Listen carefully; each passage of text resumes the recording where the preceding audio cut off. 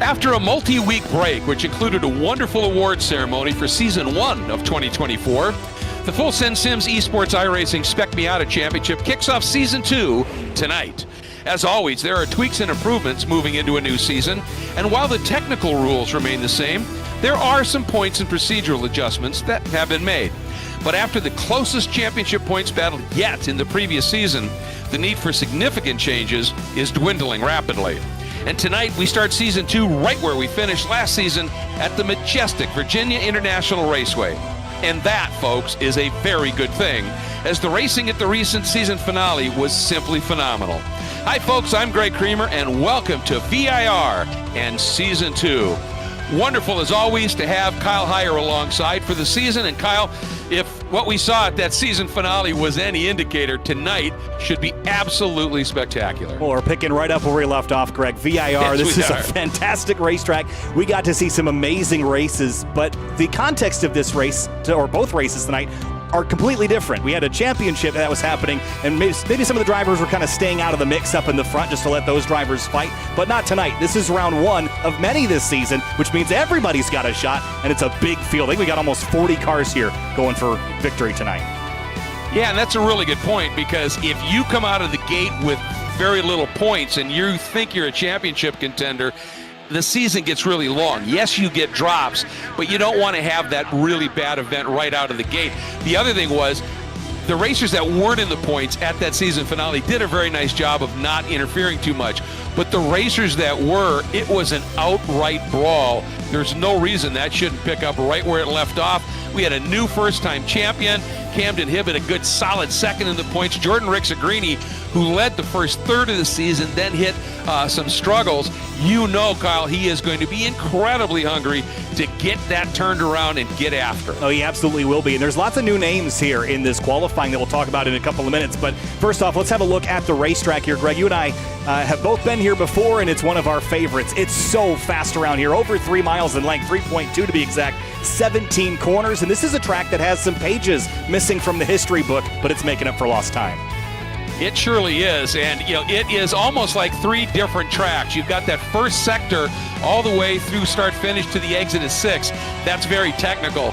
Then from 6 all the way really down that long back straight they call Madison Avenue is almost its own sector. And turn 10, one of the craziest, most intense corners you're ever going to experience.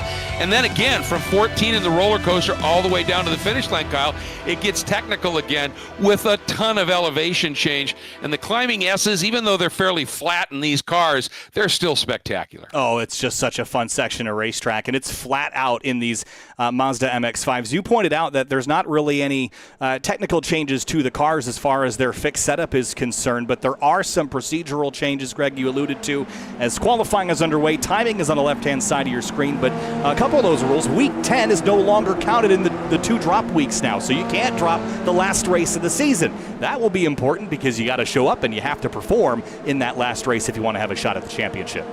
Well, that's really how it should be. You know, if you're going to run for the championship, to have to factor in drops after that last race is unfolded, it just convolutes things a little bit. And I think the fact that they were able to make that happen, that if you're in the championship, you need to show up, race that last one, and it is going to count wherever you are. That kind of puts a little bit more emphasis on a good finish in that last race as opposed to just throwing abandon, because if you have a problem and you can drop it. I like it a lot. I think that's a great change. They've also made a change in terms of, if you have some sort of a penalty and you get penalty points, you appeal it and that gets overturned, those points get removed. And that's a big deal because you get enough of those points, as I recall, Kyle, you can end up starting the next race from pit lane, and that's a huge disadvantage. Yeah, especially when the field is as big as it is tonight. That is not going to be what you want heading through this season. Speaking of the season, it's a long one. We're going to a lot of the same racetracks that we've seen in the past. Starting here at VIR, we're back at Homestead Miami Speedway's road course next week. Mid-Ohio is week 3. We've got an off week on May 21st. Then Sebring, Road Atlanta, Watkins Glen, Daytona, Homestead Miami again, Road America, and we finish at Sebring, which has put on, again, some of the best races that we've ever seen in this championship. So lots on the line, and we're going to end all the way in July. So this is a multi-month championship that will conclude just after the 4th of July weekend. Yeah, absolutely. And that off weekend, which would, or off event, which would be Tuesday the 21st, it's the entire Full Send Sims team essentially will be at Fort Liberty, which is formerly Fort Bragg in North Carolina, as they're donating their time, resources to support the Veterans Trust, All-American Week. It's a really special event. This year it celebrates the men, women, and families of the legendary 82nd Airborne Division, giving them opportunities to experience motorsports and lots of fun, lots of other things too. But that's why we will have that off week. The other big piece of news here is on the during the week, the Thursdays, when there is not a driver school, they are now going to have a group open practice. So they're just making sure, giving as much track time as possible here. I think those are all great evolutions. I absolutely agree with that. We've got 30 cars that have times on the board here in qualifying, just over 6 minutes to go. And it's a familiar face at the top of the board, Camden Hibbett, with a 2:14.470. He's a half a second clear of Nicholas Rice-Budo in that 0-3. But Cam Eben in the 155, already in the top 5 here. And if he's running for a championship, Greg, he made an appearance a few times last season. If he's running for a championship, he's going to be one you have to circle early on.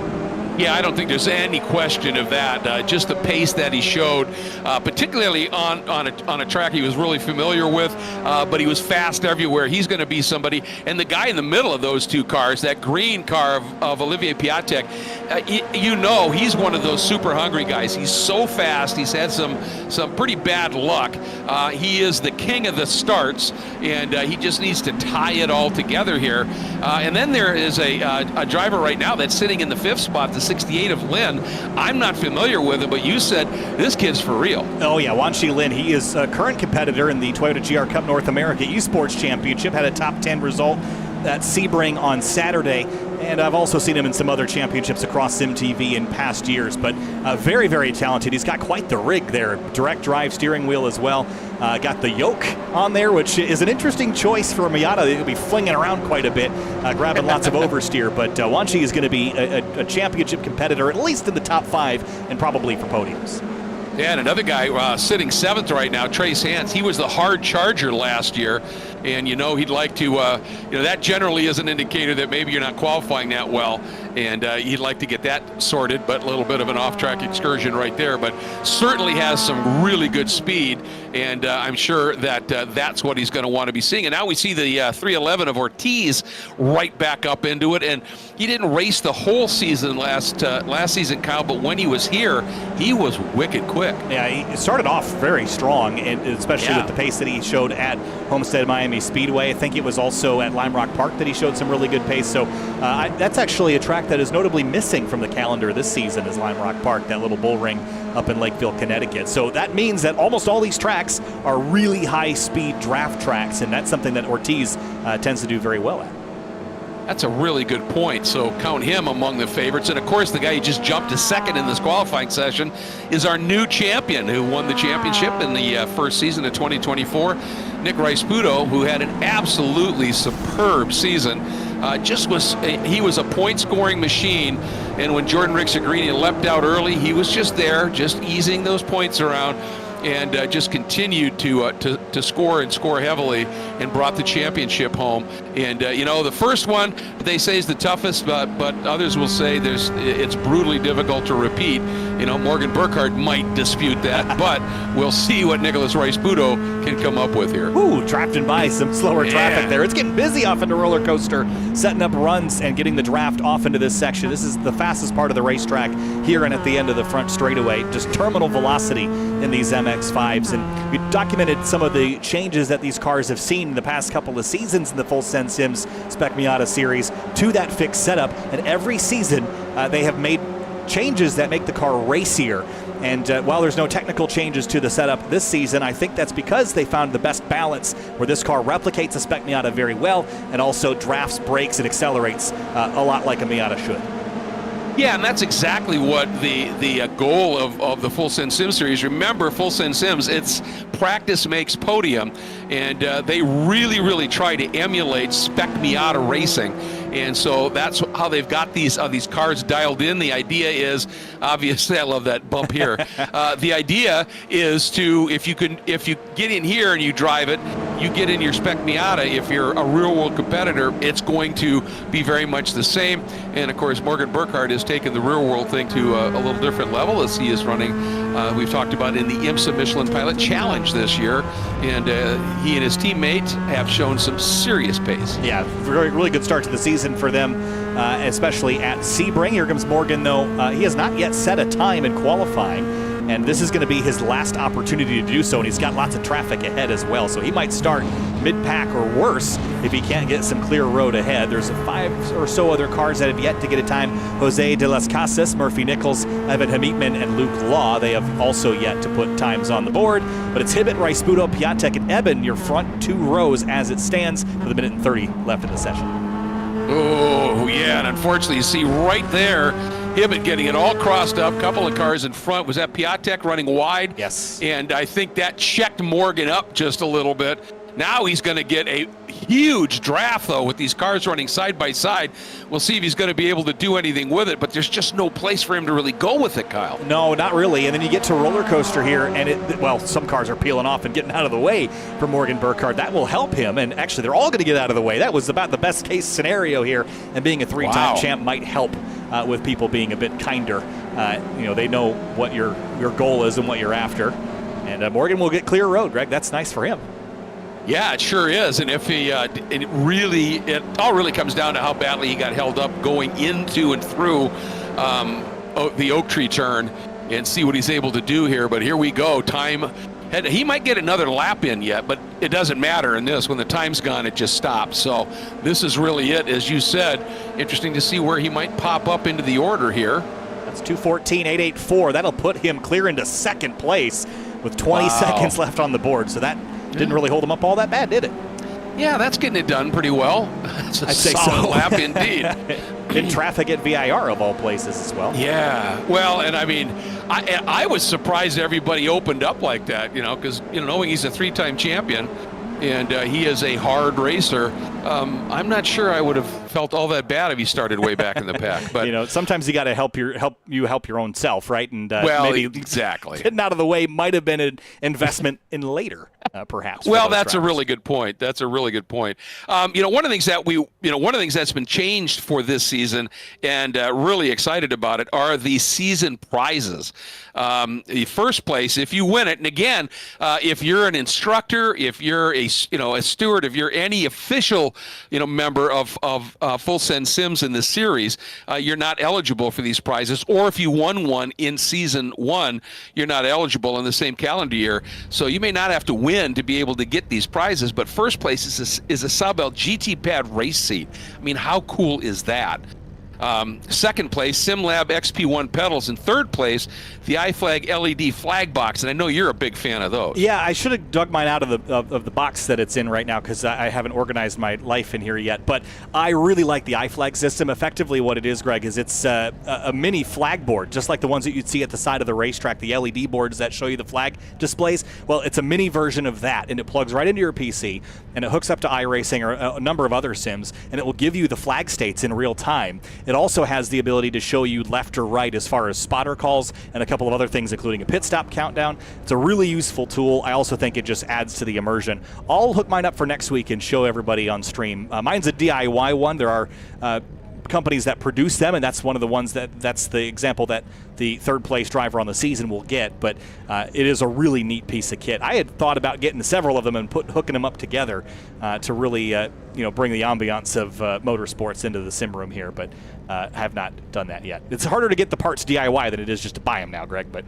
I would imagine, yeah. And they come fully assembled too. So. And you've been a bit busy with a variety of things that you've been dealing with here. But let's take a moment, Kyle. Obviously, a huge thank you to Full Send Sims, Kurt Schmidt and the gang for putting this together 2 years ago. And what a job it has been. And practice makes podium, and they approved that time and again. I also got to say thank you to Frank Rodriguez and 3P Logistics. They have been with us right from that first season in 2023, along with Rob Greenwood and his Final Turn Motorsports. They've been great as well. And then, of course, later on throughout 2023, we picked up Wine Country Motorsports as well. And just great sponsors, really help make all of this happen. And we really appreciate it. Yeah, fantastic partners to be with us here as the pace lap gets underway. It's a long one here, 3.2 miles, but let's get started by rolling through the grid. On the front row, it's going to be Camden Hibbett in the number 132. Morgan Burkhardt starts second in that number 40, trying to grab another championship after missing out last season. Yeah, what a lap he put in on the final lap available there. Starting third will be the 03, defending now champion Nicholas Rice-Puto, along with Olivier Piatek, driving the number 62 in fourth. Cam Evan returns this time, hopefully going for a full season title in fifth in the 155. Wan Shi Lin, a new name to this series, but extremely experienced in lightweight rear-wheel drive. He rolls off sixth in the 68. Starting seventh at 311, Jorge Ortiz, going to be always fun to watch him. And Dean Dibdahl will start eighth in the number 99. And ninth place, row 5, Trace Hansen, the 53. Great qualifying effort there. Hayden Manis rolls off 10th in the number 65. Starting 11th in the 91 will be Andrew Gilliland, and starting in the 12th spot is number 12, James Newell. 123, James Newell. And in 13th place, Gareth Nyland, another new name here to the title. The 136 car, Max Bankin, rolls off 14th in the 00. Starting 15th, Dylan Lee in the number 200. Great to have him along. And Jack Murchison is back. The number 25 starts 16th. 17th place, Andrew Wozencroft in the number 80. And then Michael Lauren in the number 133 starts 18th place. Starting 19th to 23 of Beans Forrester. And of course, starting in the 20th spot, Deacon Greenfield in the number 20. And 21st place, Tristan Cadet in the 144. Mike Schmidt rolls off 22nd in the 531. Starting 23rd, the 89 of Jim Friedhofer. Starting in the 24th spot, the 372 of Evan Hamithman. And I'm not familiar with him either. So we have some great new entries here. Sure do. 25th, Seth Spolman returns for another season in the 042. Andrew Guada starts 26th in the number 61 car. Yeah, last season's most improved driver. Starting 28th is the 27 of Charles Boley. And starting in the 28th spot, the 22 of Rich Green. And 29th place is going to be Blair Deffenbaugh, the number 106. Alex McClellan starts 30th in the number 44. Starting 31st, the 73 of Wayne Buttermore. Starting 32nd, the number 7 is Greg Ginsberg. 33rd place, it's Joshua Clatterbuck in the 901. Sawyer Richards starts 34th in the 125 car. Starting 35th, the 941 of Luke Law. Starting in the 36th spot, the 55 of Murphy Nichols. And Jose de las Casas will round out the 37-car grid tonight in the number 1, starting all the way from the tail of the field. It has been a relatively short offseason, but it has felt like a lifetime for some of these drivers that have been chomping at the bit to get back to racing in MX-5s. Greg, a big grid at one of their favorite racetracks, VIR. This place is fast, but this place will bite you. It will. I mean, we've talked about it many times. You've got to drive this almost with street course precision because there's no paved runoff. There's no gravel traps. You get off in the grass. Everything slopes away into hard things. So you've got to be really aware of it. Now, we are getting ready to go. First of our two 20-minute races. Field coming up. We're green. And Morgan Burkhardt with Olivier Piatek on his bumper, trying to shove him to the front. And right now, obviously, Camden Hibbett. Oh, and he's got pressure. Champion Rice-Puto down to the inside. That's 3 abreast. Piatek hard into the back of Burkhardt. They settled it out. Nobody going off track at this point. Amazingly enough, that was a pretty good rock. Yeah, I think they kept everyone except for Deacon Greenfield in a straight line. He's gone around at Horseshoe, but he is back underway. Yeah. Piatek sails down the inside of Gareth Nyland, jumps the curb. He was not wasting any time there at that number 62 to try to get some time back as a few cars get shuffled off. Dylan Lee in the 200, and I think Hayden Manis. That's a big bummer for him. He was started up near the top 10, I think. Yeah, he had a good qualifying run. That's a real shame. You can see some serious damage to the back there. But yeah, Piatek, that was a pretty serious tag, and it cost him dearly. But this is something that I'm sure everybody is excited about, and that is having Morgan Burkhardt back in, I think, 4th right now. And again, Rice-Puto, boy, did he read that start to perfection. He did, and he put himself out in front of Camden Hibbett, who is right in behind. And remember how hard Camden Hibbett fought Morgan Burkhardt at the tail end of last season. He would love to keep that number 40 behind him here. But chasing Rice-Puto through Oak Tree and up onto the Madison Avenue straightaway for the first time. This is terminal velocity. We'll see how much they stay in line and how much they choose to do battle here early on. Yeah, and you brought up a good point with Camden in that battle with Morgan for the simple reason that, Camden lost out on those a few times with some, pretty aggressive, hard-nosed driving. But he said he learned so much from it that he felt it valuable. And now he takes a peek, dives down to the inside, heading into roller coaster. He's got Eben coming with him.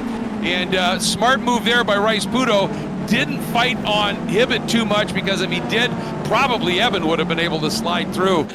That was a championship judgment on that scenario. Yeah, nice racing there, and that answers the question, were they going to race early on? Trace Hands is offline. That's a dicey place to be out wide through roller coaster and then down through hog pen, but he wrestles it back on course. He'll drop a few positions, but Greg, side by side through there is not really much of an option, is it?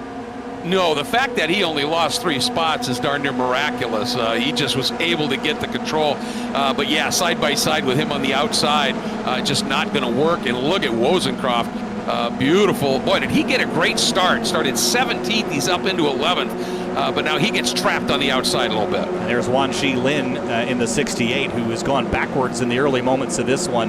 Not the start I'm sure he would have liked, but I think he plays really well with the racecraft, and give him a couple of laps to get sorted in this car and learn the limits of it in the field of cars around him, and I think he'll be in the mix. Look at this mess ahead of him. Andrew Gillen's in the center of it, 3 wide. Yeah, Trace Hands tried to make that big move 3 wide to the inside, and just sort of got pinched, and he didn't lose anything, but he didn't gain much either. But another guy who's on the move is that Beans Forster. Looks to be coming up through the pack pretty aggressively as well here. Yes, 19th up to 11th. Yeah. What a start there. And then look at this mess. Everyone really fighting to get in line up the hill. In an MX-5, you're flat to the floor here, but it doesn't mean you're not at the limit. You're slinging this car without really much downforce at all up over these crests where the car gets light, so you have to kind of be single file. You can do double file, but everyone's got to agree that they're going to do that before you get to the corner, and that's rare as trouble for Jorge Ortiz. Ooh, and I thought I saw a puff of smoke at the back, so I wonder if he may have had, let's see what happened here. Did he get help, or was it just a motor? Oh. Motor went, yeah. Right off the nose of Morgan Burkhardt. They did touch when the motor expired, but those two things were unrelated. And that now gives a little bit of a break here to Hibbett and Rice Puto. They're up by about a second over third spot, the 155 of Eben. Burkhardt a little bit behind him, and then Piatek, Dibdal, Hans all in pretty good formation. Oh, and a touch there, and that's Gareth Nyland. He was able to get out of it, but now this has caused all kinds of things, and that was Andrew Gilliland who got sent spinning. Kind of came right across the nose, and Wan Shi Lin involved as well. Yeah, and that's going to knock him down the order quite a ways, and didn't really see leading up to it exactly what happened, so let's go back and see. I mean, we saw the tangle here with Nyland, but let's see. Yeah, it just kind of comes across the nose there just a little bit, and then off the bumper of Forster, and Wan Shi gets collected and all that as well. Yeah, and I think Beans, I mean, it was just nothing he could do about it, because there was the tap, and he got knocked, the 91 of Gilliland just suddenly checked up big time. You could see Beans trying to sneak his way around him, but no room. Yeah, frustrating end for Andrew Gilliland. That car is retired. So is Ortiz, obviously, with that engine expiration. So dramas in the midfield here, but up front, those front two are just trying to separate themselves and run away from Eben, Burkhardt, and Piatek. Yeah, and with all of that had unfolded there, we now have a pretty serious breakaway for that top group of 7, the top 3, and then Burkhardt, Piatek, Dibdal, Nyland. And then there's Beans trying to make up for lost ground with Hans and Newell. So we take a look at Beans and our famous sock cam. I really like watching the footwork in these cars because it's classic heel-toe downshifting here. So he won't downshift into South Bend. Well, he will actually downshift just to maybe help the rotation here. But he'll go right back up a gear. Well, I don't know, stay in gear there and rev it all the way out and then down 1, maybe 2 into Oak Tree here. He's really revving that engine out, isn't he? Boy, he is keeping it in the power band. There's no question of that. At 12,000 RPM. Yeah, exactly. And the problem is you have one little misshift and you're up in that higher rev band, and things can go wrong in a big hurry here. But he seems to have it under control and pulls out. He's going to take a nice look here and sneak around on Weiland. Little side-by-side swing there with some help from Trace Hansen, the orange and blue car in the background. Now back onto the brakes again. and some damage to the rear of that car from that stack up the previous lap. Ooh, and Hans, what a pretty move by Hans. Just squared up beautifully, dove down to the inside, and he's going to make that one stick. That was pretty, but man, did he get a bunch of curb, but he hangs on to it. Yeah, it seems like the more curb you hit there, the better. But if you catch it wrong, it will throw you pretty violently off course. A couple of cars slow here in the final turn. I think that's Mike Schmidt in the 531 that's off pace just a touch. Scrapping for 16th and 17th spot. Yeah, and you got to, if you grab that level of curb, the one thing you got to remember is the car's got to be pretty straight. Yes. That if it isn't, it's just going to launch you. Yeah, land all. Watching here that. Ooh, if you land cattywampus, you'll be in the cattails at the end, exit of 17 out there. Yeah, exactly. Yeah, it used to be hog pen. Now I like that, cattails. Tell you, guy having a nice race here. Max Bankin doing a nice job. Yeah, started this race in 14th, but has kept the nose pretty clean despite all the dramas around him. He's got a little bit of a fold on the right rear corner, but probably not of his own doing. Chasing Charles Boley. This is a name I haven't seen in quite some time. He might have run with us in the past in this series, rarely, but another name that's synonymous with MX5 racing and iRacing, so not much of a surprise to see him here. Yeah, and doing well, as you said. And for Max, what made me think that he's having a nice race is he got roughed up a couple of times and still is been able to keep it in the top 15. So, yeah, keep it on the racetrack, point in the right direction. As Cam Eben down to the inside of Rice Sputo through Oak Tree. Hello, up into second place. Where did he come from? Well, yeah, that margin at the front evaporated in a hurry, and of course, easy to have happen when you get the guys behind you working with you, which they clearly must have done here. And this is really, really interesting. And Eben, we know that this guy's fast, he's aggressive, and I think as a result, Rice Puto's going, come on, give me a little help, Morgan. We want to get back through on this guy. And he's not going to go quietly. And Eben just keeps it right where he wants it. Look at Piatek. Dives down to the inside. A little bounce off of Burkhardt. Now Burkhardt is going to have that little bit of an inside line here. And what does he do? I think at that point he wisely tucked back in because he was going to be way out of position. Yeah, he conceded that pretty nicely. Hibbett's a little wide at that hog pen there. He got run down by Eben through the final corner. And then at the tail end of this pack is Dean Dibdahl. How about that? The 99. He's been quietly lurking back here, but in position in this front pack. Yeah, we've seen some real turns of speed from him, and he's showing it again here and showing some real smarts and how he's going about it. Rice Puto thinking about it down into turn one. Hibbett way out wide. Now you can make this rim shot work because it'll give you the inside when you get over into turn 3 and 4, and it looks like he's going to make that happen. And Rice Puto, man, was he thinking about it, and finally had to tuck in. But again, Piatek, opportunistic, Kyle. He is just catching everybody by surprise, and here comes Burkhardt down the inside of Rice Sputo, who he's given up spots left and right, and Burkhardt grabs a spot. Here comes Dean Dibdahl. I'll tell you again, Rice Puto right there, he saw how inside I think Burkhardt was, and he was going to clout that curb, and he opened the wheel up and said better to lose a spot than to get taken out here. Again, showing some real championship caliber racetrack awareness right now. But that, yeah, if he didn't do that, I'm convinced they were going to have a big coming together. Yeah, but Piatek has just been picking everyone's pocket up here in the front, hasn't he? Just sneaking up behind him and grabbing the wallet out of the pants there. He's just sneaking up lap after lap, corner after corner, and has driven up to third place. Well, what he's done so well is, when somebody else has sort of forced somebody and just got them offline just a little bit, he has just been decisive and pounced and doing a really nice job. Now he has got a mirror full of Burkhardt, and we'll see what's going to happen here. Dibdahl sliding back just a little bit, and now here we go. Eben, and he's got Burkhardt going with him. Piatek, what's he going to do? He trying to cover and come back on it. He's attaching his fortunes to Camden Hibbett right now. But look at Piatek. He's got overlap here on Eben on the outside. Not a place that you really want to be here. Burkhardt's going to try to sneak up the inside, but I think, again, he's going to concede this, tuck back in line. But we're seeing a lot of battling into roller coaster. I thought that they would be working together a bit more. A little wide for Hibbett, but that's been his line so far. Yeah, he seems to just be okay with rolling that wide line. Maybe he finds he carries a bit more speed. But, yeah, I mean, not a surprise with all the drafting. You're going to see stuff into the roller coaster, but it's been a a little bit more aggressive than I thought. Here comes Evan with a little help from Piatek. Got a big push, and then Piatek says, all right, I'm going to go back to Hibbett. Oh, little bumper cars down there. Three wide out of turn one. That's dicey. Well, Piatek squared that up, and it just didn't quite read it that well and had that contact, but it didn't hurt him too much. And boy, he's going to have to roll it around the outside here. And nicely done by Evan, giving him just enough room. And here comes Burkhardt, steaming around the outside. What a move. I think Evan was conceding the spot to Piatek, and Burkhardt saw Evan hit the brakes early and said, I can drive up your outside and take a spot.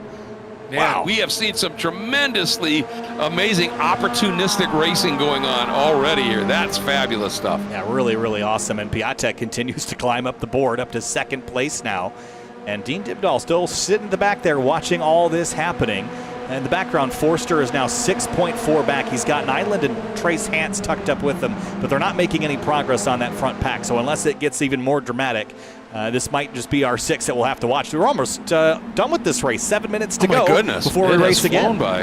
Yeah. And I'll tell you what's impressive, too, to me is I think Dean Dibdahl might be in a great position for a potential podium here just because this up front could end in tears for a few of these guys. Well, it's happened before in this championship. Yes, it has. And again, I'm just surprised at how racy they are being, because it'd be very easy in a group like this where all the drivers kind of know each other, maybe with the exception of Eben. You'd think that, hey, we know how to play this chess match. Why not just sit back and then wait for the inevitable last lap battle? But everyone is not content to sit second, third, fourth, fifth. They want to be leading this show, and we saw that pretty early on lap 2. Well, it's been interesting because every time, you would think, okay, somebody can maybe make the move and get around on Hibbett, but that person always tends to change partners at the last moment, and he's able to just hang on to that spot. And it has been an interesting dynamic here as we have 6 minutes, just a little over 6 minutes to go, and Burkhardt sizing up Eben here. Eben senses it, protects just a little bit. And Piatek, when he gets this close, he is so good at just making those square-up moves. This time doesn't do anything overly fraught at this point. And Rice Puto sitting back in 5th. I like where Rice Puto is, though. I mean, he cashed some chips in, or he's going to cash some chips in later with some patience points he earned earlier by letting everybody go when they wanted by. So perhaps he'll return the favor in the closing moments of this one. But we're going to be 2 laps to go next lap around, in theory, based on the time here. So you're starting to run out of positions. I don't think you can win from 5th unless there's drama. 2nd, 3rd, maybe 4th. Yeah, I think you can. But P5's a little far back. So look to see the 0-3 move up. Yeah, and I think you're absolutely right. One, I think he's done some of those, just basically self-preservation moves. And 2, of the other guys, we've never seen Nicholas here throwing the car around, getting it too crossed up. And I think he might have some pretty good tire underneath that car here as we start this fabulous run. What a corner. That is such a great turn. South Bender, turn 10. And it is one of my commitment meters at this track.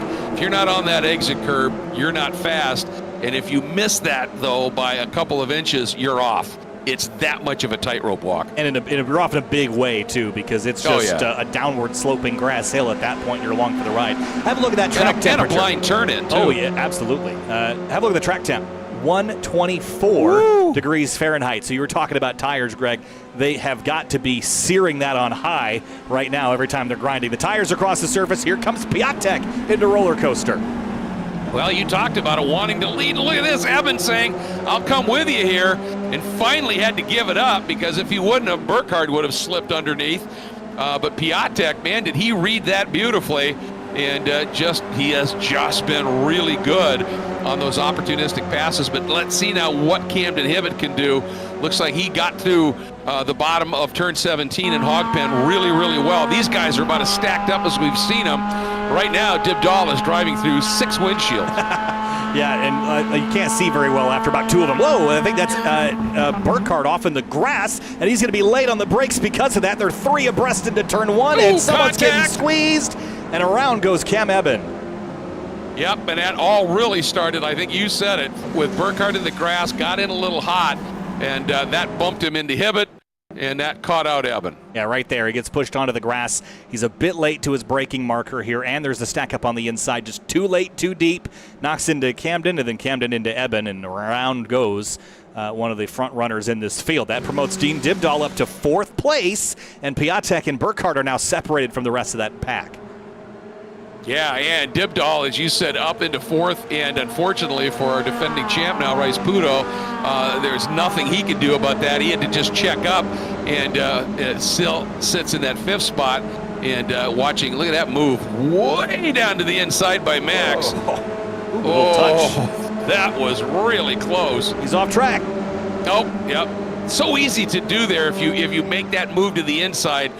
It just completely changes your exit angle, and suddenly you've just pushed wide. If they made those curbs half an inch narrower, you would notice. You use every inch you absolutely of curbing would. through there. They've added some a couple years back after the repave, and drivers took note of that. And again, all the way up through the S's, that's just road. You treat it as such. It rattles the car like nothing else, but you have to treat it like road to go fast around here.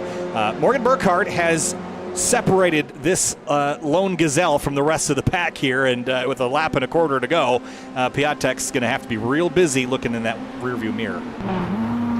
Yeah, and you wonder too, with some of the aggressive moves that Piatek is, he's off track there, loses momentum. Burkhardt thinks about it, and just wasn't quite there, but we've seen Piatek really square corners up and make big aggressive moves, and that can eat up tire life just a little bit here. And coming down 1 lap to go, and can he get it done here and hang on for this one? And Hibbett's closing him down.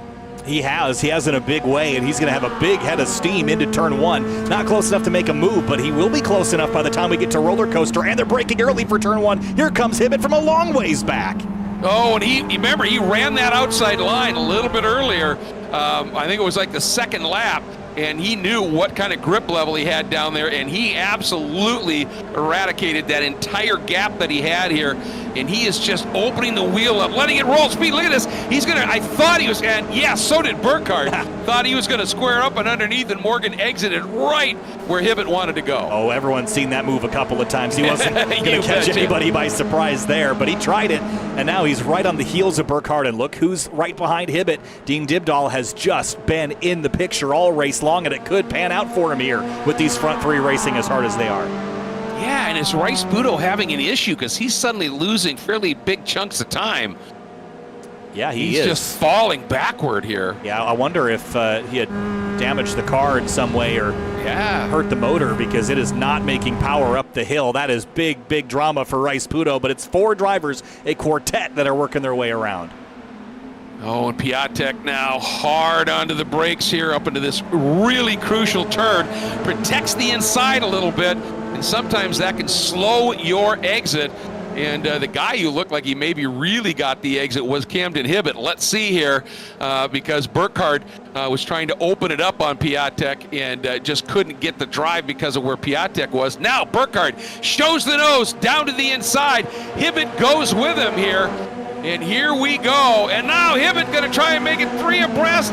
He gets one heck of a pull here. Down to the inside. Piatek turns in, and there was nowhere for him to go. He comes across, collects. Burkhardt, Hibbett's got it free, and guess who also got hung out to dry there? Burkhardt. Dean Dibdahl through to 2nd place. This will be a podium for him. If he was just a hair closer, he might have had a shot at the win, but Camden Hibbett clears through the carnage. Greg, he's coming back to a checkers. And Rice Pudo jumped into 3rd as a result. You can see Burkhardt was coming with a head of steam because Rice Pudo's hurt, but he had to pit. And so it's Hibbett with the win over Dean Dibdahl and Olivier Piatek. No, Rice Pudo comes through for that 3rd spot, then Piatek, then Eben and Beans Forrester all the way up to the 6th spot. And what a battle between Hans and Nyland right at the line going to Hans. Wow, what a run that was. And there's plenty more going on here. It looks like that's Bankin, and he and Mike Schmidt have been dueling for the latter bit of this race. I'm not even sure who got that. It was that close. It was Tristan Cadet that was that lead car. 29 thousandths of a second is the answer to that question. Wow. And then Evan Hamitman and Dylan Lee, 29, same difference, 29 thousandths of a second between those two as well. Wow. So incredibly close out there. Deacon Greenfield was able to sort of ease away from that Cadet Bank and Schmidt battle and ended up in the 13th spot. But look at this move by Hibbett. And, at a certain point, Piatek has to turn, and I'm not sure he realized there was a third car there possibly, and that collected Burkhardt. Yeah, that's tricky there. I mean, they're 3 wide. I think he knows this, but this doesn't really show how challenging this is because this is a left turn here. You have to turn in. Otherwise, he's running straight off the road. So this is just not a part of the racetrack that's designed for 3 car widths here. And that was always going to end that way once they got 3 abreast. I don't know that you could go off in here and make the corner without losing tons of time. Yeah, and watch how close Dibdal, look, that nose-on angle, when you see it here, it's absolutely, I mean, it is a paper width. He's just going, what the heck do I do? Turn now. Oh, my gosh. That was incredible. And to second place he will go with all of that considered. That was a heck of a race. That's only 1 of 2 we have yet to do tonight. Oh, my goodness. Yeah, absolutely spectacular. And, again, Camden Hibbett, who really rude, you remember in the interviews in the season finale of last season when he had a 3 abreast moment going into turn 3 and he said, I just threw my championship away. Well, this time it worked out for him, and he finds himself with a win, and a key win now to start this season off and get those points, and I think that's going to be big inspiration for him. Well, you bring up a big win and big points. This is crucial because over the course of the season, you've got about 10 rounds, 20 races. One of them we just finished. That's points that no one else can take back from you at this stage. So the more that you can get early on in the season, you're going to build yourself an advantage. So the fact that Camden won the race is great. The fact that he's going to start first in the second race might be even better. I think that's very true, and he got a really good jump in the first race as well, played it well. The other thing is, I talked last year about how Nicholas Rice-Buto had just turned into a point-scoring machine. He looked like he was going to be in 5th, maybe, because he was struggling, ends up on the podium and gets 3rd place points. That's how you ultimately win championships. I don't exactly know what was going on with that car, but it did seem like he was down on power. I know that in iRacing, if you got front-end damage, it can damage your oil pan. If you have an oil leak, you can reduce your power. So I've seen things like that happen. Been really rare in this car. This car in iRacing tends to be completely working or completely not working. So pretty bulletproof. It's either broken or it's not. But in this case, it was somewhere in between. But managing to pull a podium out of that, I always say winning a championship isn't about your good days, Greg. It's about how you minimize the bad ones. That's exactly right. And I mean, he did a brilliant job. And, we saw him, make those, as I said, self-preservation moves early. When he opened the wheel up, said, I'll lose this spot to avoid contact.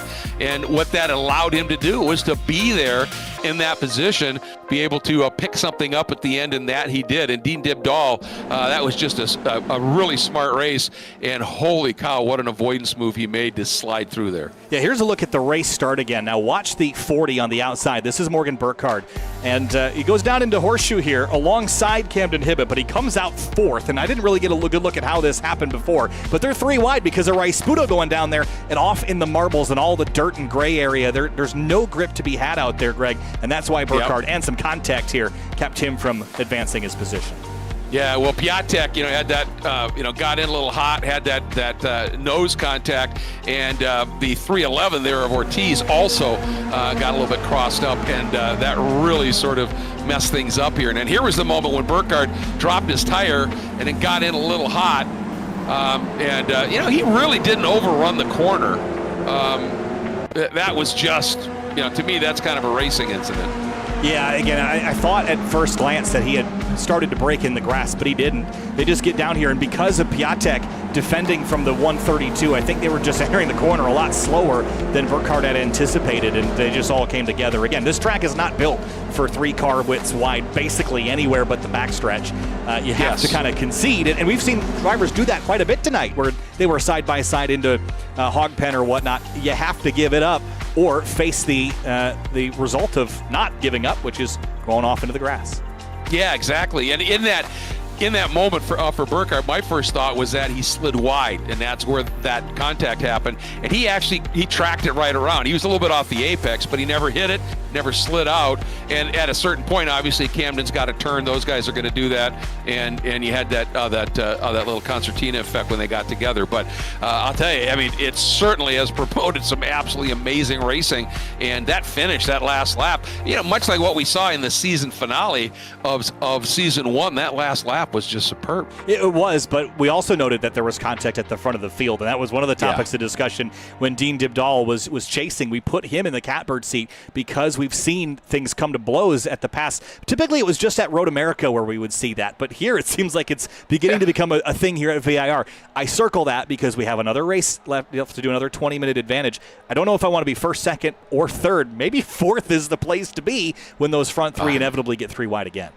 Yeah, I think there's something to be said for that. And I think it's, that long straight, the draft, the elevation change, if you get everything right. And then it's just so tempting because of how that 14-14A into the roller coaster, like you said, that little left-right, how that sets up. It's just so inviting. And then, like you said, there's just no room to finish it when you're 3 abreast, but everybody wants to try it. They didn't put walls all that close to the asphalt here, but they didn't really need to because the penalty for going off here is almost as severe because the track slopes away, or the grass slopes away. You can see in this shot here, down and away from the racetrack everywhere here. It's almost like the track spline is elevated, so as soon as you drop off of it, you're out of the groove, you're off the rails, and you go for quite a big spill. And you can hit the walls in a big way here. We've seen that time and time again, but I think it's the car-to-car stuff that we've seen quite a bit tonight, Greg. So race 2 coming up here in just a moment's time. So we've learned some things about how the end of the race goes. You think we can get a clean start for race 2 as well? Yeah, we didn't have a bad start for that first race, did we? I think you said there was 1 or 2 guys that maybe ran wide. Deacon Greenfield maybe was one of them, but otherwise I was pretty impressed considering it was looking. We had that little touch in the but we didn't have people just spinning off with the big one like we've seen before.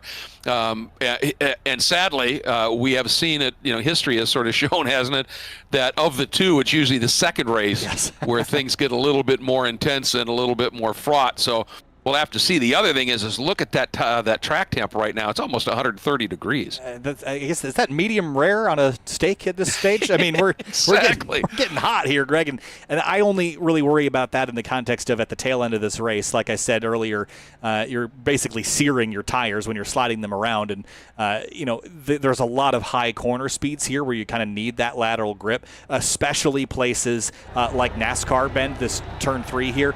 This turn is so challenging to get right, and if you don't have the grip here and the rear end steps out, this is one of those places where you can hit the wall, and it's early in the lap and early in the race when you don't really know what the grip level is yet. So this is going to be a trouble spot, I think, in the next lap or 2.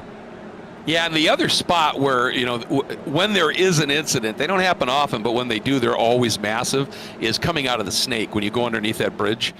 Because those abutments are right there. Underneath that Michelin bridge, we have seen in that guardrail off to the left, driver's right, left of the screen, some massive incidents over in there. So those are the spots. While we're on the pace lap, I want to remind everybody, this season we have our first visit, as Kyle mentioned, to the Mid-Ohio Sports Car Course. If you're not familiar with it, on the 9th of May, there will be a group practice at Mid-Ohio.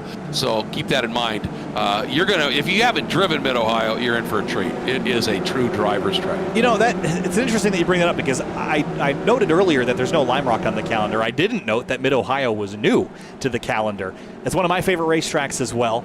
It also is kind of a unique racetrack in many ways. It's got some speed, but it's got a lot of technicality to it, especially in the middle third of the circuit, Greg. And it's got another one of those big braking duel battles into turn 4 and 5 up into Madness. And one of my favorite parts there, it's a great opportunity for an over-under, but it leads into some very tricky track. I also would like to see this car get wet weather tires because, man, you want a real challenge? Mid-Ohio in the rain is top-notch there. Oh, yeah, that's almost diabolical, but yeah, it is. It is really good. And, you can do what, was sort of dubbed the Paul Tracy line through the outside of 4 as well and make a pass. So there's so much going on. But the treat of Mid-Ohio is all of those blind turn-ins and the apexes over the top of really sharp crests. where the car just gets massively light, and you've got to be anticipating everything. So yeah, it's a technical track, but as you said, that's blended with lots of speed in spots and tremendous flow. But I'll tell you what, it's going to be tough to beat. I think this race coming up here at VIR, based on everything we've seen and how the racing has been, and this is such a glorious track. I mean, we've said it how many times that Paul Newman said if there is a heaven on earth, it's got to be VIR. And I think it was Carroll Shelby that said 1 lap at VIR was worth 100 at Watkins Glen. Hey, I mean, that's I know, but well, that's just how revered this place is. Yeah, and I think there's a lot to it. I didn't really understand it after driving in the sim, but when I got there in person and saw the texture and elevation that this racetrack has, it gave me an all-new appreciation for the flow the circuit has, and then just the raw speed of this place and how fast you're going over blind crests and into high-commitment corners. It is a fantastic racetrack, and it just puts on some amazing racing as well. It does. It does. That draft all the way down Madison Avenue, it's great. And I know you're a big Watkins Glen boy, but I think the era that Carroll was talking about was the original Glen layout. Yes, that's true. Without the boot and all that, which was fast, but it wasn't particularly challenging. It was deadly, but not challenging. So anyway, here we go. Bus stop massacre also, if anyone's been up to the news on that. Yeah, that's terrible. Anyway, time to go racing. We'll be addressing that when we get there. But now, can Camden Hibbett do it again and lead away from pole? And can he hang on and get another win? And look who's on the outside of the front row. I'm not sure Dean's ever had a front row start with us. Let's see how he handles it as we are green. Hibbett, with a little help from Rice Pudo, gets a nose ahead early, and of course just inside track position. But here comes Piatek giving Dibdal one heck of a push. And let's see what happens. I think Dibdal is thinking about, can he round up on Rice Pudo? A couple of cars a little wide back there. So far, so good, Kyle. I think we got them all pointed the right way again. And Hibbett, Dibdal, Rice Pudo. Actually make that Hibbett, Rice Pudo, Dibdal your top 3, but Dibdal's fighting back on the inside, and he's there. Yeah, he is. He made that work. And Rice Pudo had to dive to the inside because look at Eben coming up and trying to make the outside move. And Rice Pudo read that beautifully. And that's James Newell, who had a really good first race. We didn't talk about him much, but he had a solid run. And Deacon Greenfield as well. He had an incident early on. Remember, he was last in turn 1 on lap 1. He ended up finishing in 12th, so that was a great recovery. And then a little bang and go there with with Deacon and Newell, and everybody survives that. And that's just close quarters racing here. Oh, one car just went spearing off in a big way. Seth Spolman all the way across the racetrack, almost to the other side. And that is a nightmare for everybody here at VIR, but he managed to get it woed down. Yeah, that just shows you how much speed you carry. And you may not realize it, how fast you're going into spots here. Oh, gosh. Oh, he got so lucky, Kyle. Yeah, and lucky that it wasn't later in the race when there's cars already on the other side of the track. But it just gets rear-ended, slowing down. Just try to probably take it easy here on this opening lap. And just, I think it was Ortiz, wasn't it? I think so. And wow, the speed at which he takes off. Gosh. You already see the cars ahead of him turning back towards you. That's not a good feeling. Yeah, that's got to be spooky. Absolutely. So he's got his work to do now, coming from way deep in the field. There's some more trouble off in roller coaster this time. Joshua Clatterbuck, I think, is one of them. Let's have a look at how this happened. There's a 61 of Andrew Guada, also involved here. Yeah, see what happens here. Look out. Ooh. That was the 125 of Sawyer Richards. Oh, that was Sawyer. Oh, and he gets tipped onto his roof as well. That was pretty wild. Yes, it was. Yeah, he gets clobbered here once, twice, and the 89 tips him up and over. Wow. Yeah. That was just weird angles and physics. Yeah, we haven't seen the underbelly of one of those. Wow, that car is destroyed. Yeah, oh, my goodness. Don't take me out, Coach. I can still race. Yeah, I could do it. It's only a flesh wound. Exactly. Oh, boy. Camden Hibbett leads the way, 0.3 of a second advantage over Rice Pudo, Dibdal, Eben, and Piatek. Where's the 40? 35th and out. Yeah, that surprised me. I saw that too, and I was wondering what happened there. Let's see if we can find it. It's going to probably take a moment. Oh, this was early on that he was out. Really did he not start? Oh, he did, but it was a collision extremely early. This is lap 1 into NASCAR. Okay. There's a collision that happens around him. He's sweeping the outside. Right here, gets tangled with somebody and then dragged across the road, and I think that was enough to damage the car beyond repair for Morgan Burkhart. Huh. Wow. Boy, that didn't look like a really hard hit, did it? No, I think it might have been damage beyond repair to what I would like to drive through the field at VIR in 20 minutes, probably. Well, that's a good point, too, yeah. Yeah. And look at Piatek now. After Evan had that solid start, he and Piatek side by each here and uses Dibdal as a bit of a pick, or tries to. And Piatek having none of that and hangs on to his spot. Look at Deacon Greenfield is flying right now up into the 8th spot. He has got it booking at this stage. Nyland right there, and then Newell. Look at his smile, too. He was really proud of himself for that one. That was a big dive and made the pass complete. He's just going to try to close the gap to Beans Forster now. But love the virtual reality setup here as well, full immersion, and especially at a place like this when it's so close quarters, knowing exactly where the corners of your car are, being able to reach out and feel like you can touch them, that's important as well. Yeah, that helps with placement, I would think, amazingly, and he's doing a great job here. And although Nyland now gets a little bit of a run, is he going to try? Nope. I think Deacon may have braked a little earlier than Nyland was thinking. I think now he's going, oh, I should have dove to the inside there, but just couldn't make it work. And then Newell just sort of cycling behind, watching these guys, and that is 8th, 9th, and 10th, and they've got their own good little battle going. A couple of seconds behind the group up front, but pretty entertaining battle in its own right. And look at right now, Beans Forrester has latched onto the back of Trace Hance, and they are at the back end of what is a 7-car train for the lead. Yeah, they didn't get to fight with the front group last time because there was an accident that kind of split the herd off a bit.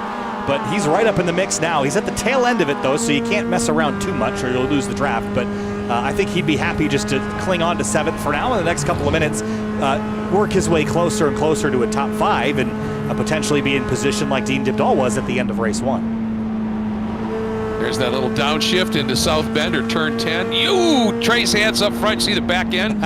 Skip just for a second. That was a great save. Heart and throat moment Beans, there. Oh, man. Oh, what a run Beans got, but he couldn't go anywhere with it. 3 wide for the lead. 3 abreast on the exit, Kyle. And this is going to be a long drag race. Piatek didn't get the run he needed to make this pass, but he's going to get right in behind Rice Budo and give him a big shove. So it's going to be side by side up the backstretch up Madison Avenue again. And there's Dean Dibdal watching all of this once again in 4th place. Yeah, just, had 2nd for a while there, 3rd, then slipped back a little bit. But now he comes up. Oh, boy, somebody's going to have to give here. It's going to be a big one. And everybody sort of checks up a little bit. Hibbett, that was really close. Oh, look at Eben just sizing everything up and pounced on that. What a move. Yeah, found a gap in traffic. Big jump for Piatek. He took man. that skateboard all the way to the edge of the rim there and around the bottom of that thing on the curb, but keeps it facing the right direction. Dibdal way out by himself right now. Hance with Forster right on his 6. And I think they're going to just, in that tandem draft, are they? Well, here comes Dibdal getting a little bit of pace back on him here. But it's broken that 7-car train up a bit, hasn't it? And here comes Greenfield. They're closing up in a big hurry. Yeah, great progress there by the 20 car and Gareth Nyland. But I think Dibdal had a slowdown penalty to clear, cutting perhaps the downhill run into Hog Pen. That's a common place to get a cut course there if you're too aggressive on the curb. Sure. And had to give up about 1.5 seconds worth of time as Cam Eben and Hibbett are side by side rubbing fenders again. Yeah, behind them, it was Forster and Dibdal side by side, and they had a little bit of a touch. They're still side by side. And I'll tell you, Beans right there, he clouded that curb and did a great job of just giving it up a little bit, knowing if he didn't, he was going to get into the side of Dibdal. But that has literally all that side-by-side stuff. Look at Greenfield now, right on the back of Forrester, and trying to find a way to sneak around and pick up that 7th spot. This is some great stuff. And up front, just we got a double little duo breakaway here. And as I say that, look how quick. Eben running wide. Did he hang on to it? He did. Wow. Another big moment over South Bend. and then into Oak Tree. I'm actually surprised we haven't seen more drama down here on this end of the racetrack. You're slowing up and having to slow and turn the car at the same time. It's a pretty tricky complex to get right, and you don't have a lot of sight lines there anymore now that the tree's gone. So it is a challenging turn when you're carrying so much speed in. As Forster and Greenfield go back side by side, they probably should get this sorted so that they don't lose the draft of Dibdall ahead. This could be an 8-car, 9-car race for the lead if everyone plays nice. And these guys are not up front. 4 here, huh? Yeah, and that's definitely going to bring everybody behind them right up to it here as Rice Puto looks to the inside. There's a touch, and off goes Piatek. Gathers it up, and I don't know if he's hurt bad. If the car's hurt bad, he's going to get going again. Yeah, this just appears to me, this is wheel-to-wheel contact here. Bam, and you see it just whips the car around. No fun. No, not at all. I mean, it's amazing he got it stopped and didn't go a lot farther down that hill. But he's lost, obviously, a lot of track position and time here. Here's Trace Hanth. Started 7th. Yeah, doing a nice job. Our hard charger last season, and as we talked about, that's usually a sign you want to qualify better, and he did. And then he drove a really good first race as well. Yeah, I don't know if it was Darrell Waltrip or Larry McReynolds or whoever, maybe Michael Waltrip, came up with the catbird seat thing, or it's some other southernism I don't know about. I don't know what a catbird seat is, but Trace Hanth is in it right now. Yeah, exactly. And you're right. I have no clue what the genesis of that was, but it's a fun term, though. Everyone knows what it means. Yeah, they just don't know what why. It means. Yeah. All right, here we go. Climbing S's. Yeah, this is getting tasty again here, and here we go. Hibbett now looking on Rice Puto. And Rice Puto way wide there. Wide berth through the S's. You can't really run through there door to door. Very tight. Eben all over the back of Rice Puto. It didn't seem like he wanted to wait until they were past the S's to make him too wide again. And do you think that was Rice Puto once again with Hibbett there saying, yep, I don't want any part of that. It's too early, and opened it up to let Hibbett get through without contact, and then Eben darn near jumped on it like that. A little luck helped him in race 1, but his decisions did get him a podium in race 1. Yeah. So there's something to be said about having some patience, especially this early in the season. You can absolutely hurt your championship efforts in this race more than you can help them. So, a 5th, a 6th, a 7th, that's not going to be detrimental to your season, but a 35th would certainly hurt. Big time, yeah, and you can't be throwing that stuff away. And while we were watching all of that, Gareth Dylan did a nice job and snuck around on Deacon Greenfield as well. So Gareth continuing to put on a pretty impressive run here.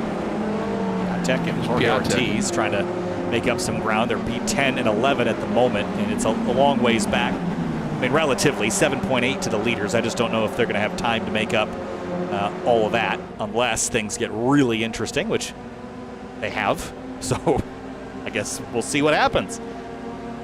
And as we're watching this, I just want to point out, I've been tracking the lap times of Wan Chi Lin in the number 68. He's running almost 2 seconds a lap faster than the group of 3 or 4 cars in front of him. But he's way back in the pack, obviously, at this stage. Is Hibbett able to lock that in? And here comes Eben down to the inside. Rice Puto knows, though, you can run that outside line. It gives you position here. Watch this. And he checks up. Crossover here, maybe. No, he didn't go for it. I thought he might.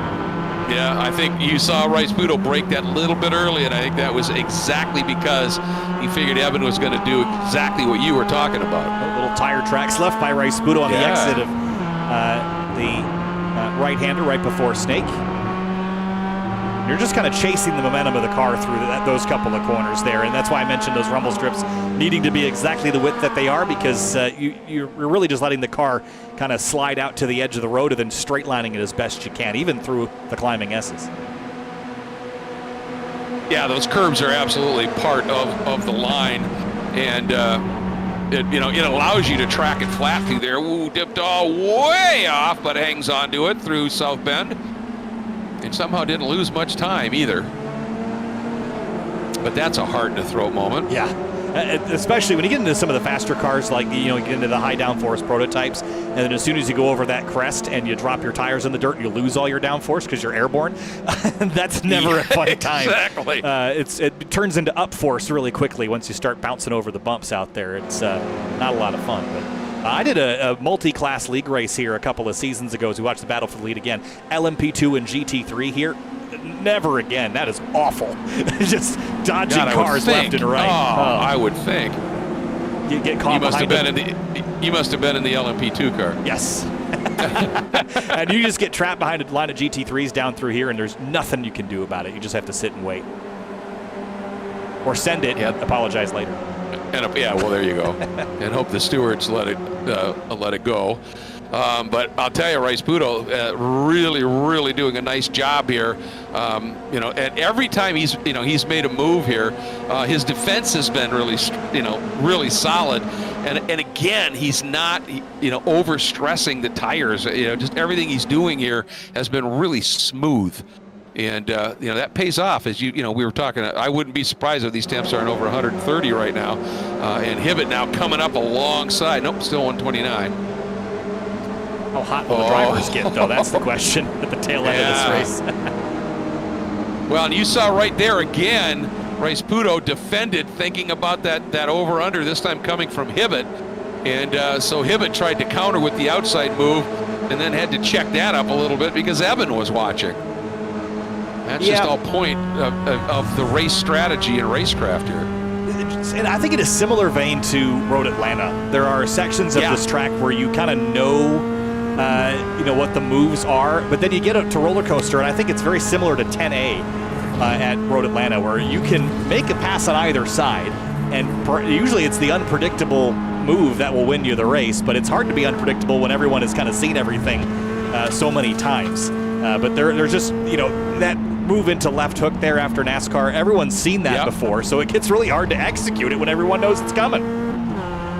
Yeah, exactly. And, I have seen some people that have, sort of thrown that as a dummy and then made an absolutely brilliant sort of last-second move, into out of left hook and into 5 and 5A. But you need cooperation to make that one work.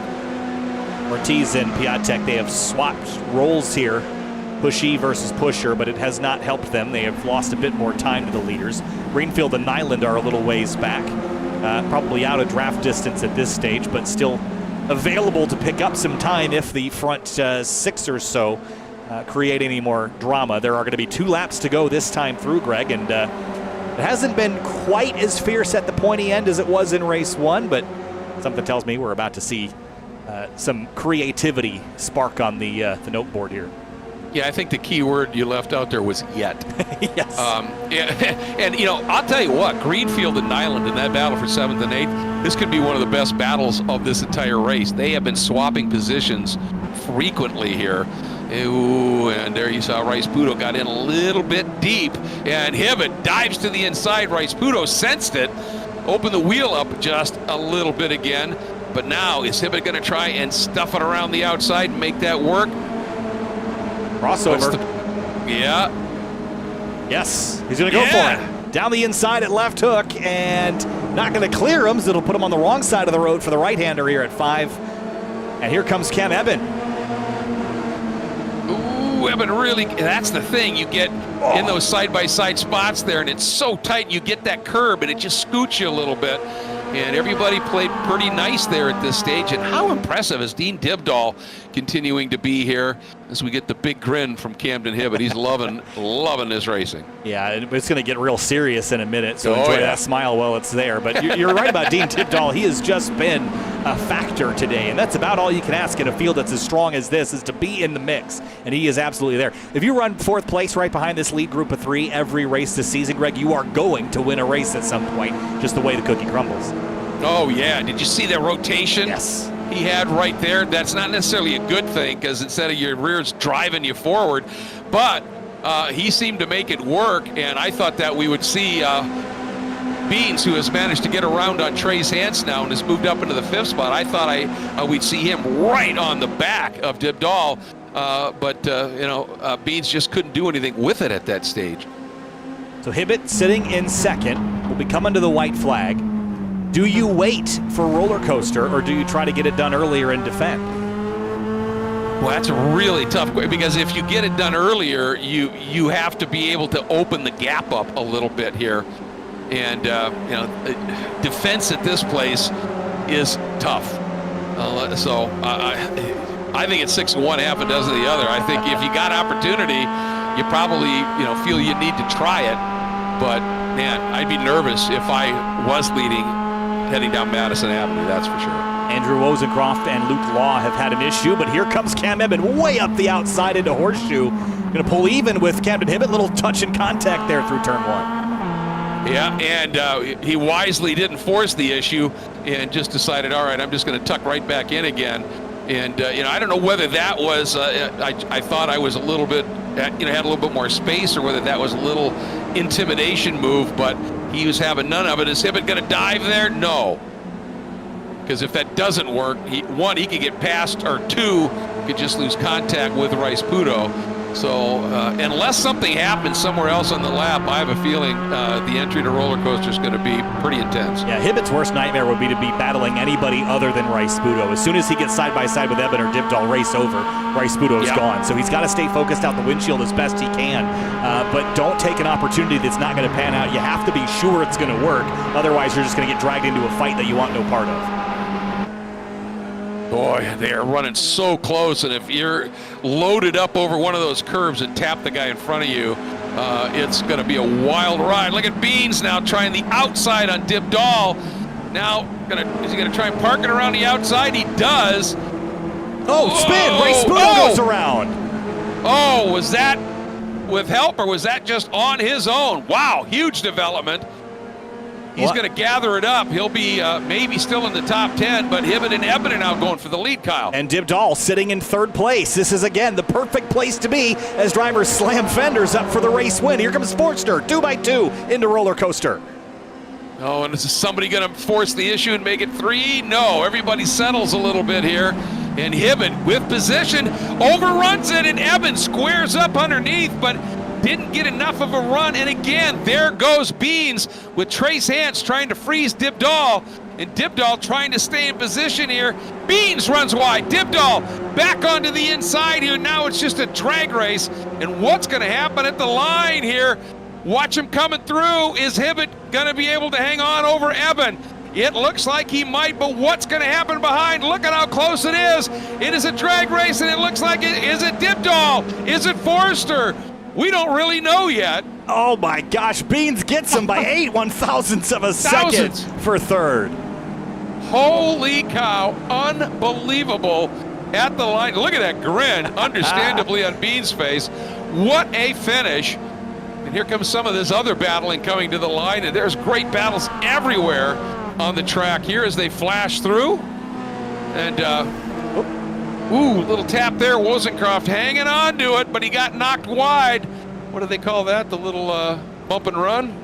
Little elbows out. Yeah, jab the rib cage there. And wow. Michael Lauren, I think. Yeah. He'll come through, and Wozencroft in 20th place. But 94,000ths of a second for the win. 8/1000ths for the last step on the podium. And here's what that looked like once again. Gosh, how close was that? That's just unbelievable. Where's the line here? I don't even know where. Just right there. Oh, was it right there on the? I think that's it. Oh yeah. That is cool. How close that was. I need to get a better camera angle for the finishes here. But look at this. Yeah. I mean, three cars on a remarkable blanket there. And from this angle, it almost looks like it would be Dibdahl. Almost. But Beans just had to, that 8/1000ths of a nose to slide through. That was just stellar. So Camden Hibbett is going to start his season off with a victory, or two, actually. 2, yeah. So that's. I think it's safe to say this won't be one of his drops. No, this is going to be a good points day for him, and for Dean Dibdahl, a second and a fourth. Yeah, that's solid. Walk out of here effectively with third place points. So that's not bad at all. And looking at, for Beans, And Cam Evan too. I mean, just showing that he is definitely going to be a player here. I hope we see him all season long. Deacon Greenfield and Gareth Nyland had an absolutely wonderful battle that Deacon was able to just nip him by 3/10 at the end. And Nicholas Rice-Puto ends up back in ninth after a great salvage run to third in the first race, and he was looking like another podium was on hand. But we talked about it. Things get awfully crazy in this last lap, especially coming out of Oak Tree and all the way down Madison Avenue. Two highlights in this top 10. You mentioned Deacon Greenfield. Remember, he got spun out lap 1, turn 1, race 1, drove through the entire field to finish 6th in this race, and Murphy Nichols started last in race 1 and drove up to a top 10. How about that for Murphy Nichols in the 55? That's a heck of a show for him. That's a fabulous run by Murphy. Yeah, with a really good his best lap. He was just really consistent. Others were running laps a little bit quicker, but he just stayed clean, and that's how it pays off. Speaking of coming from way deep in the pack, Wanji Lin doing a really nice job. And like I said, I had seen him putting in lap times 1.5 to 2 seconds quicker than some of the guys in front of him about mid-race, and he darn near cracked the top 10. Yeah, I think he'll be one to watch. He didn't really have the luck he was hoping for tonight, but the pace is there. I think he'll be in the conversation. We didn't really talk a lot about Dylan Lee, but how about Andrew Gilliland? A nice recovery after that crash in race 1, and then Wozencroft rebounding after a bit of a tangle late in the going in race number 2. Down the order here, though, Olivier Piatek, 29th. That's going to hurt after having a pretty strong start to the night. Yeah, great first race, and then problems. And for Jorge Ortiz, he's so fast, and just seems to find himself sometimes caught up in some incidents here.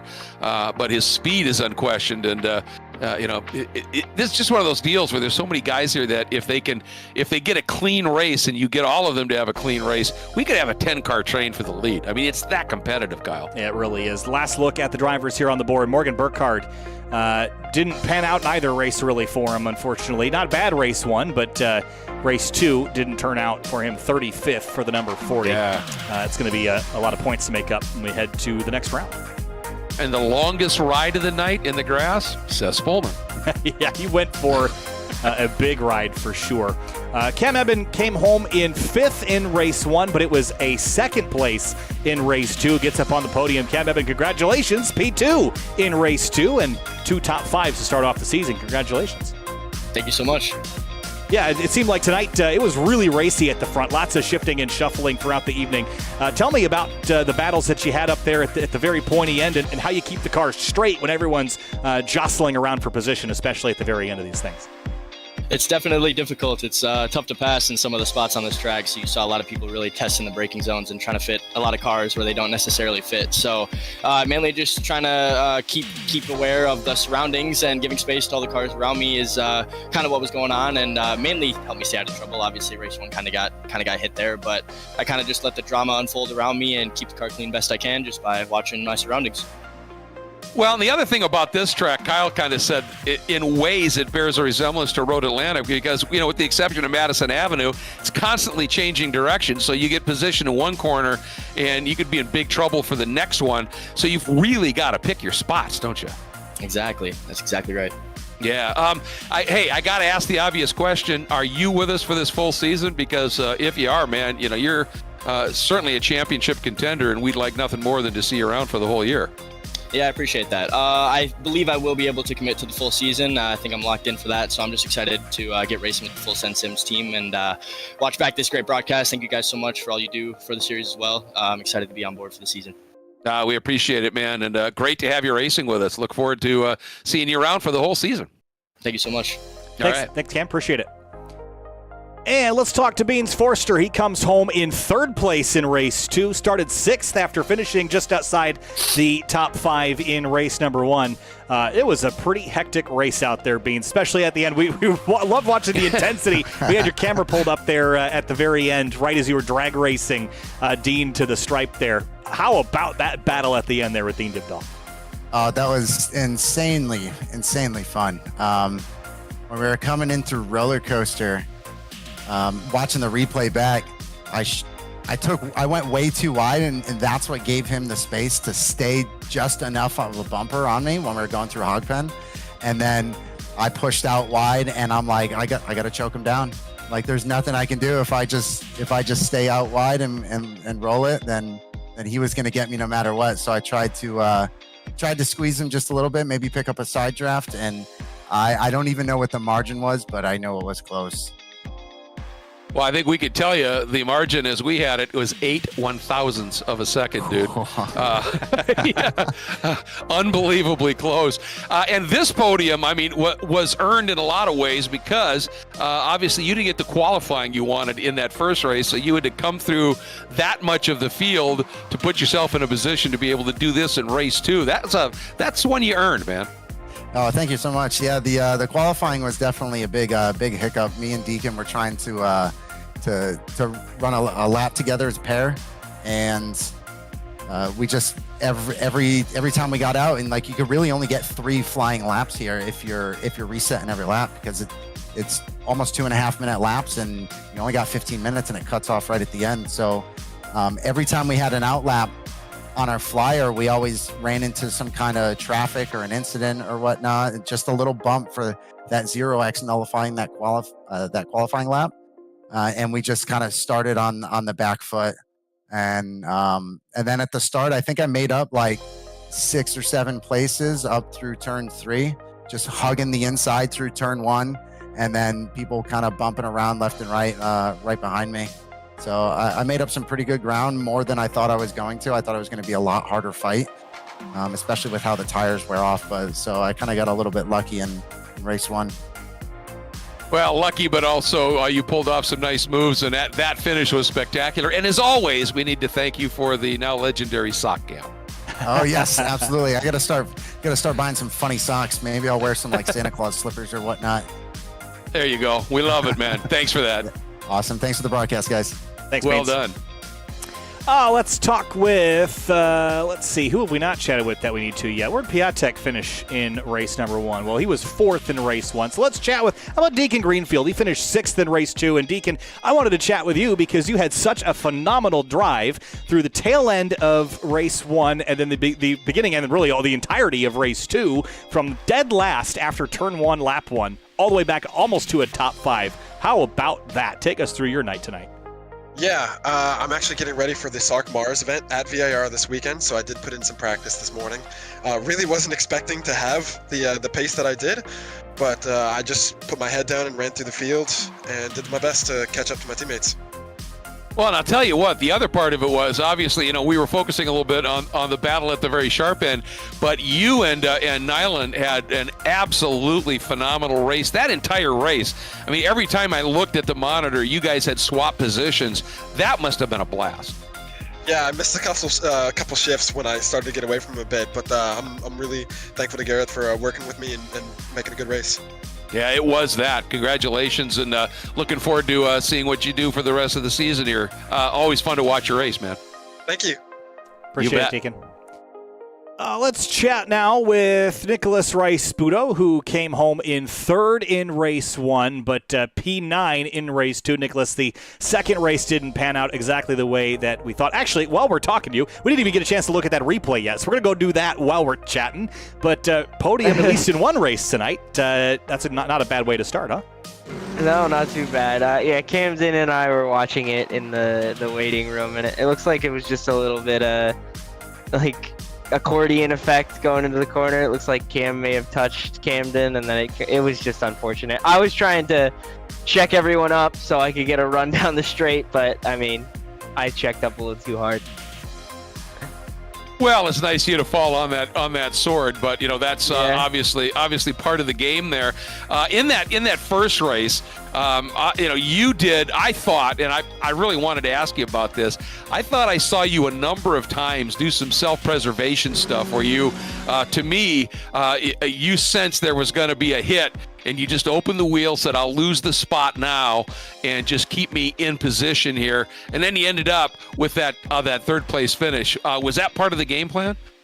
Yeah, I mean, a lot of those guys up front are teammates. They're working together. So, once you lose a position, like, you get freight trained by all of them. So, yeah, it's tough. You just got to keep your head. That's all. Yeah, well, you did, and I mean, that first race to salvage that third was phenomenal.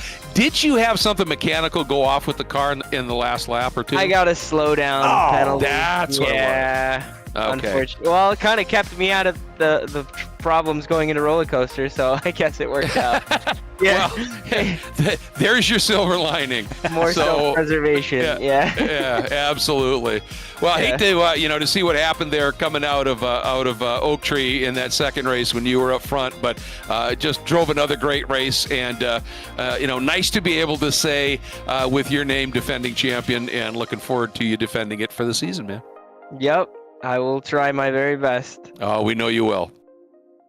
See you guys. Thank you. You bet. Camden Hibbett wins both races tonight, and man, it was wild out there, Camden. Take me through the battles this evening. Really, no one holding punches back, even early on in race one. Side by side up in a roller coaster, 3 wide, contact here and there. Pretty rough and tumble, but you came out on top, maxed out points for this round. Not a bad way to start the season. Yeah, no, I'll take it. I am not disappointed out of this one. That's for sure. No, it was a lot of fun tonight. We had a lot of, like you said, really aggressive battles, and I really wasn't expecting it for the first race of the season. But as a race car driver, when you see other drivers making those moves, you just have to counter and you have to respond. But no, it was a lot of fun tonight. It was a little bit of a rematch between the season finale last season between me and Nick. It's a shame that he ended up getting spun out of Oak Tree there. I haven't fully figured out what exactly happened, but no, super fun racing tonight. Really aggressive, yeah.